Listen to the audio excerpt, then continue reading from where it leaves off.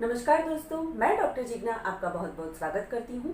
दोस्तों, आज के इस वीडियो में हम बात करने वाले हैं कि ऑक्सीजन का लेवल जो घटता जाता है उसके लिए क्या करना चाहिए। दोस्तों, होम्योपैथी में कई सारी मेडिसिन है, कई सारे पेशेंट भी पूछ रहे थे कि कौन सी ऐसी होम्योपैथिक मेडिसिन या कौन से ऐसे टिप्स है, कौन से ऐसे उपाय है कि जिससे ऑक्सीजन का लेवल मेंटेन कर सके।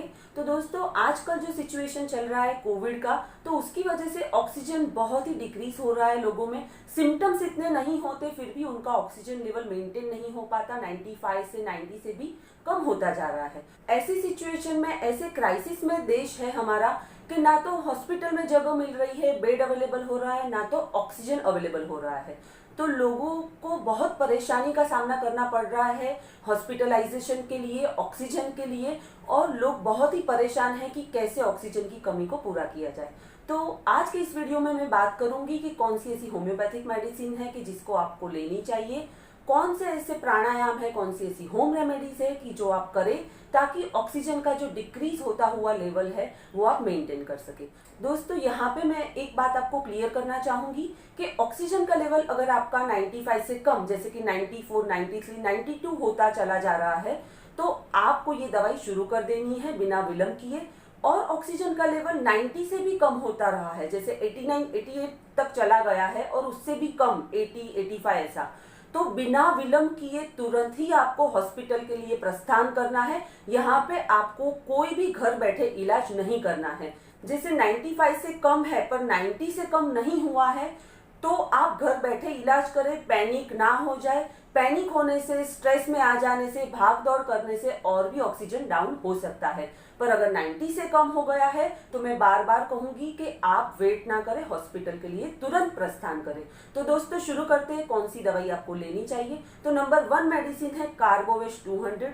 कार्बोवेश 200 मास्टर हनीमैन ने बताया है कि अगर वीकनेस बहुत है पेशेंट में, ब्रेथलेस हो रहा है पेशेंट और बहुत ही सांस लेने में दिक्कत आ रही है, वैसी सिचुएशन आ गई है, तो कार्बोवेश 200 एवरी 1 आवरली 5-5 गोलियां पेशेंट को देते रहे।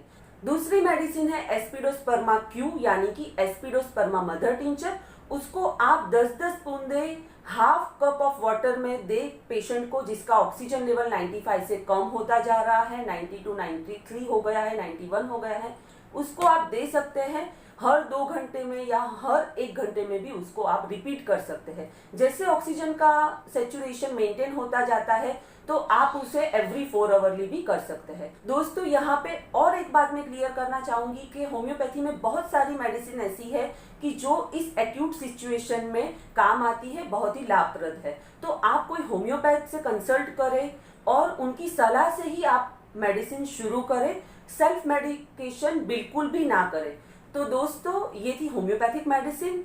आगे बात करते हैं होम रेमेडीज की कि कोविड की जो सिचुएशन है उसमें जो काढ़ा होता है कि जो होम रेमेडी से बना हुआ होता है, ये भी बहुत लाभप्रद और इफेक्टिव होता है कि जिससे लंग की कैपेसिटी बढ़ती है, लंग्स की इम्यूनिटी बढ़ती है, पेशेंट की खुद की भी इम्यूनिटी बढ़ती है। तो ये जो काढ़ा है उसकी रेसिपी, उसका एक अलग वीडियो मैंने बनाया है, ये भी सजेशन में डाल देती हूँ। साथ ही साथ में आप होम रेमेडीज जो बाफ लेते हैं उसमें भी डालें, और बाफ है वो हर 2 घंटे में ले। ऑक्सीजन लेवल और घटता जाता है तो बाफ का प्रयोग आप हर 2 घंटे में 2 मिनट के लिए कर सकते हैं। स्टीम का जो पानी होता है उसमें आप हल्दी भी डाल सकते हैं, सिनेमन पाउडर भी डाल सकते हैं, अजवाइन को भी डालें। तो ये तीनों ही मेडिसिन, होम रेमेडीज जो है वो लंग्स पर अच्छी तरीके से काम करती है, लंग्स की जो इन्फ्लामेशन है उसको कम करने में बहुत असरदार है। तो दोस्तों, स्टीम का आप प्रयोग करें। और चौथी बात है कि आप प्राणायाम करें। प्राणायाम में आप डीप ब्रीदिंग करें, जितनी भी डीप ब्रीदिंग आपसे हो रही है वो शुरू कर दें। हर 2-3 घंटे में आप डीप ब्रीदिंग का प्रयोग करें, अनुलोम विलोम वाला प्राणायाम करें। कपालभाति और भस्त्रिका होता है तो करें, और नहीं होता है तो अनुलोम विलोम और ये जो डीप ब्रीदिंग है दोनों ही बहुत इफेक्टिव है। तो ये भी दिन में 3-4 बार आप करें।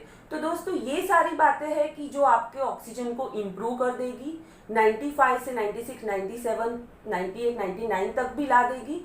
पर अगर आपका ऑक्सीजन सेचुरेशन घटता जाता है तो मैं बार बार बताऊंगी, बिना विलंब किए आपको हॉस्पिटल के लिए प्रस्थान होना है। जहां पे ऑक्सीजन की जरूरत है, वेंटिलेटर की जरूरत है, तो वहां पे जरूरत है ही, आप घर पे बैठे नहीं रह सकते। यहाँ पे और भी एक बात मैं क्लियर करना चाहूंगी कि being a responsible doctor, responsible citizen, हमें बिल्कुल भी मरीज के सिचुएशन में पेशेंट के लिए कॉम्प्रोमाइज नहीं करना है। ये ऐसी सिचुएशन नहीं है कि हम होम्योपैथी, एलोपैथी, आयुर्वेदिक करते रहे और पेशेंट के पर ध्यान ना दे। जो भी तरीके से पेशेंट की हेल्थ इंप्रूव होती है, पेशेंट को फायदा होता है, तो यही हमारा लक्ष्य होना चाहिए। तो जैसे कई पेशेंट पूछ रहे हैं कि जैसे एलोपैथी के साथ हम होम्योपैथी ले सकते हैं, तो बिल्कुल ले सकते हैं। एलोपैथिक दवाई के साथ साथ आप होम्योपैथिक दवाई ऐड कर सकते हैं, सिर्फ 1 घंटे का अंतराल रखना होता है। आयुर्वेदिक काढ़े भी ले सकते हैं और प्राणायाम, मेडिटेशन भी कर सकते हैं। तो यहाँ पे हमें इंटीग्रेटेड अप्रोच से काम करना है, एक होलिस्टिक अप्रोच हमें अपनाना है। तो ये सारी बातों का अगर हम ध्यान रखेंगे तो हमारे देश के सभी लोगों को हम ये कोरोना जैसी महामारी से बचा पाएंगे, सबकी हेल्थ इंप्रूव कर पाएंगे और सबको सेव कर पाएंगे। तो दोस्तों, ये था सेशन ऑक्सीजन का लेवल आप कैसे मेंटेन करें उसके रिलेटेड। आप खुद का ध्यान रखें, परिवारजनों का, फ्रेंड्स का, रिलेटिव्स का भी ध्यान रखें और ये जो सारी बातें हैं वो अपनाएं, अपने फ्रेंड्स और रिलेटिव के साथ भी शेयर करें। आशा रखती हूँ आज का ये सेशन आपको पसंद आया होगा। मिलती हूँ अगले सेशन में एक नए टॉपिक के साथ। तब तक के लिए धन्यवाद। Thanks a lot.